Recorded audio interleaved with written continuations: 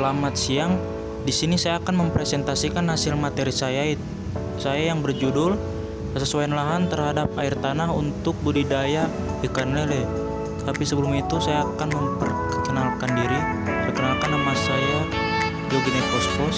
Saya berasal dari Fakultas Perikanan dan Ilmu Kelautan, jurusan budidaya perairan. Air tanah merupakan air yang berada di bawah permukaan tanah dan ditemukan dalam akuifer.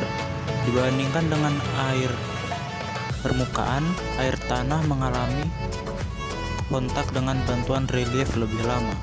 Kualitas air tanah pada dasarnya lebih baik dibandingkan dengan air permukaan karena letaknya yang berada di bawah permukaan tanah, sehingga kontaminasi dengan udara bebas lebih sedikit. Sudarmaji et al. 2016. Menurut Saparudin 2010, air tanah adalah air yang bergerak di dalam tanah yang terdapat pada ruang-ruang dengan butir-butir yang ada di dalam tanah. Menurut Saparudin 2010, air tanah juga disebut dengan groundwater yang dihasilkan dari proses siklus hidrologi. Temperatur air berpengaruh terhadap pertumbuhan dan kelangsungan hidup ikan. Effendi 2003. Lebih lanjut, Pokah 2007 menjelaskan bahwa temperatur air berpengaruh terhadap proses metabolisme ikan. Pada kondisi temperatur yang optimal, proses metabolisme ikan menjadi lancar. Namun jika kondisi temperatur air lebih rendah atau lebih tinggi, akan mengganggu proses metabolisme ikan. Selanjutnya, pH air merupakan derajat keasaman pada air. pH air sangat mempengaruhi kesuburan air tanah karena mempengaruhi kehidupan jasad teknik yang ada di dalam air tanah tersebut. Menurut Arifudin 2007, pH air untuk budidaya ikan lele berkisar 6-9. Apabila melebihi kisaran tersebut, maka pertumbuhan dan kelangsungan hidup ikan menjadi terhambat. Dissolve oksigen. Kandungan oksigen terlarut dalam air yang cukup dapat menunjang proses metabolisme biota perairan.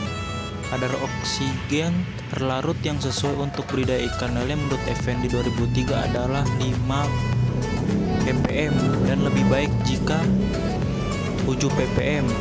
Oksigen terlarut sangat diperlukan untuk respirasi dan metabolisme serta berpengaruh terhadap kelangsungan hidup ikan. Amonia.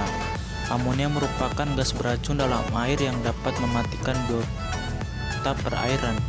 Menurut Gufran dan Kordi 2010, kandungan amonia dalam air untuk budidaya ikan yang baik yaitu 0,1 ppm.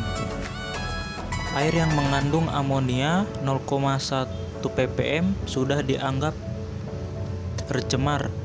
Amonia yang tinggi dalam air akan terserap masuk ke dalam darah saat ikan melakukan respirasi. Amonia tersebut akan berikatan dengan sel darah merah, sehingga sel darah merah akan mengurangi kadar oksigen yang akan menghambat pertumbuhan ikan. Sutomo 2010. Nitrit. Nitrit merupakan hasil oksidasi dari amonia dengan bantuan bakteri Nitromonas. Dalam bentuk ini, kemampuan darah untuk mengikat oksigen akan menurun. Kordi dan Hancung 2010. Terjadinya peningkatan nitrit dapat menyebabkan kerusakan pada ikan, bahkan kematian. Karena akumulasi nitrit pada air kolam terjadi akibat tidak seimbangnya kecepatan perubahan nitrit menjadi nitrat dan amonia menjadi nitrit. Kordi et al. 2010.